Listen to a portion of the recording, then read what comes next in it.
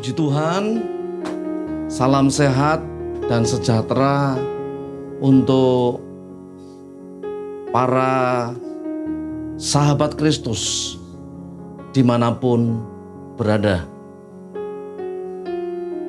Barangkali Anda pernah mengalami rasanya menjadi orang yang kecewa. Sebagai makhluk sosial, kecewa adalah hal biasa yang bisa menimpa siapa saja. Permasalahan sebenarnya adalah apakah kita mempunyai sikap hati yang benar manakala kekecewaan itu menimpa kita. Sebab kalau tidak, maka kita akan menanggung akibat yang sangat fatal apabila kita melampiaskan kekecewaan itu. Nah, seperti yang saya ceritakan di bawah ini. Ya, sebut saja namanya Marlan. Memang bukan nama sebenarnya. Dia adalah seorang aktivis pelayanan di sebuah gereja. Hubungannya sangat dekat dengan Pak Riko. Juga bukan nama sebenarnya. Seorang gembala jemaat di gereja di mana Marlan ikut melayani. Bagi Marlan, Pak Riko adalah sosok sempurna yang patut untuk dicontoh oleh siapapun. Di mata Marlan, Pak Riko kesannya tidak ada cacat sedikit pun yang melekat pada dirinya. Namun sampai suatu ketika Marlan terhenyak, kaget karena dengan mata kepala sendiri dia melihat Pak Riko melakukan sesuatu yang menurutnya itu tidak pantas dilakukan oleh seorang hamba Tuhan yang seharusnya lebih mengerti kebenaran dibandingkan dirinya yang awam. Nah, Marlan stres berat. Marlan kecewa terhadap orang yang selama ini dia kagumi. Dan Marlan tidak lagi mau datang ke gereja, apalagi melayani Tuhan dan sesama. Bahkan Marlan hidupnya mulai ngawur.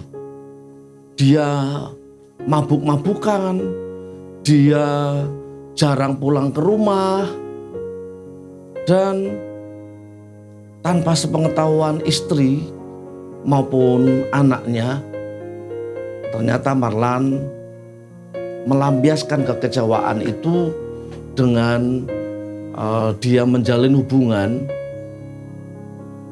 dengan wanita idaman lain, ya, atau Will. Nah, karena Marlan berpikir, ya, kalau Pak Riko saja bisa melakukan, nah kenapa saya tidak? Nah, Marlan mulai tidak lagi bersemangat hidup. Marlan sudah tidak lagi peduli apakah yang dia lakukan itu berdosa atau tidak. Yang penting puas, bisa melakukan, bisa melampiaskan ya kekecewaannya terhadap gembala jemaat yang selama ini dia kagumi. Dan Marlan ternyata tidak sadar bahwa yang namanya maut itu bisa saja datang menjemput terhadap siapapun dan kapanpun. Dan benar, suatu ketika Marlan ditemukan terkapar tewas di kamar sebuah hotel. ditemani oleh wanita yang teridentifikasi sebagai teman kencannya.